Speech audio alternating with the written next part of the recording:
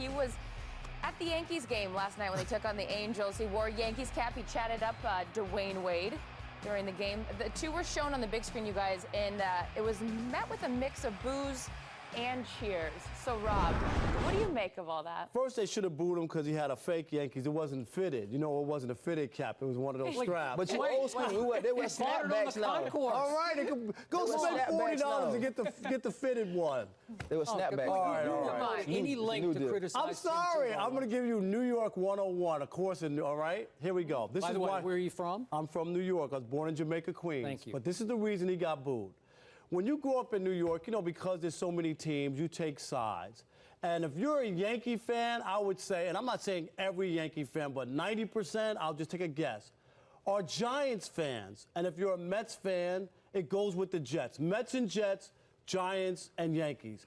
And so when Tim Tebow, even though he plays in New York and is this star and everybody knows his name and who he is, it doesn't mean anything to Giants fans. I'm telling you, that's part of why he got booed, because they don't care about, half the city doesn't care about the Jets.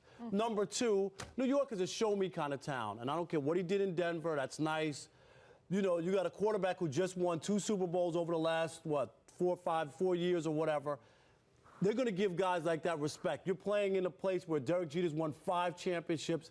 They're not going to give Tim Tebow this love who hasn't done anything yet. And I think it's all legit. I don't think it's just total hate of Tebow. I think it's more of the lines being drawn in New York. It could be the lines. Why couldn't it be? Because he was sitting with D. Wade. And D. Wade got cheered when he put the Yankee cap on. I'm just messing. I think the big thing is with New York, it's a show-me type of town. There's so much that goes on in New York. It's hard to be a star in New York. There's entertainers, there's actors. Big time, right? It's hard. So it's so much. It's all different type of sports teams, whether it's baseball, basketball, hockey. So it's so much going on there. You do have to prove something in New York. I played for the Giants, and it's true what you said about the way that fans section themselves off. It's also kind of true in the games when we played the Jets in the preseason. The Jets fans were more raucous. They were more into the game, you know, screaming. And then the Giants fan kind of lay back like, okay, hey, you know, we're the posh types of New Yorkers, and this is what we do. So there is a difference in that. But I think for Tim Tebow, it's like anything else. Wherever he goes, there's going to be people who really love him, and there's going to be those who want to see him fail. And I think that's just what you saw. It was just the way that life is split on Tim Tebow, the way that fans are split and media are split on Tim Tebow. It just showed when he was booed by some and cheered by others. Yep. For the record, Rob Parker is actually a Yankee fan. No, I'm not. Yes, he is. No, He's I'm not. Rob. Just we gotta get that on record. So he's actually Yankees Giants. No, I'm not. What are you talking about? That's why he boos Tim Tebow on the show. I spent my life at Shea Stadium going to Jets games when they used to play there and Mets games. It was all an act, but that's okay.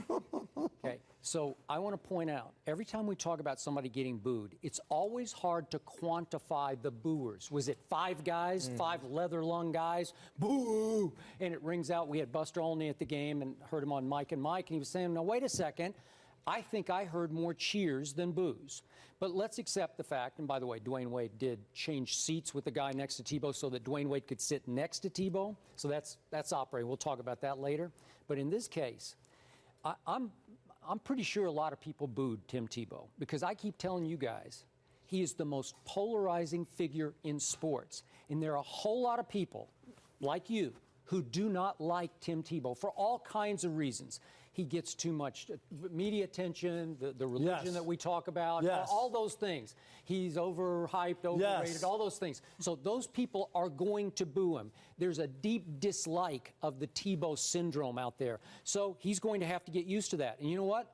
Not only is he used to it, I think he will feed off it this year, which is why I like what he's about to do, because he will be the starting quarterback of the New York Jets. He will not. You're still dreaming on that. I just cannot believe it. Have you heard him say that before? Yeah, he believes it, though. I mean, that's the thing. You know, well, what do you think? He's attached himself to that horse, and he's going to ride it out. Absolutely, no matter what. Wait, you mean the horse that threw for 316 yards against the Pittsburgh Steelers? Yeah, you know what? And that's the thing. And that's the thing I think that's about Tebow fans you have to be able to sit there and say when he's wrong. Yeah, that game, he threw for 360 yards. Yeah. There's another game where he completed 2 passes. There's a lot of times. Wait, did they win that game? See, look, See, there's the argument. Wait, there they you go. win that game? There you go. This is my thing. Then why'd you bring up the 316 yards if yards don't matter? You should have just talked about You know why? winning. Because he's gonna find a way to quantify his argument and make it sound the way he wants to sound. But the All thing I need is 8 and 5 in his first. He lost the last 3 games going into the playoffs. It's 11 people that play offense. And for Denver, most of the time when number 15 was out there, and it's hard for me to do this as a current player,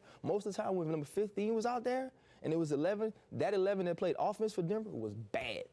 They were really bad. And Tebow time was made possible because they were so bad for 3.5 quarters, you had to come back because you were never winning. Oh, okay. And but did they come back? They did. They Yeah. did. But you got to understand, too, you talk about this defense and you quantify them, and with numbers-wise, you say, oh, it was the 20th ranked defense, and it was this and that. But these were games, these people were winning, holding teams under 13 points. Sometimes. The one shootout you love to talk about Minnesota. is the Christian, but they were terrible as a team.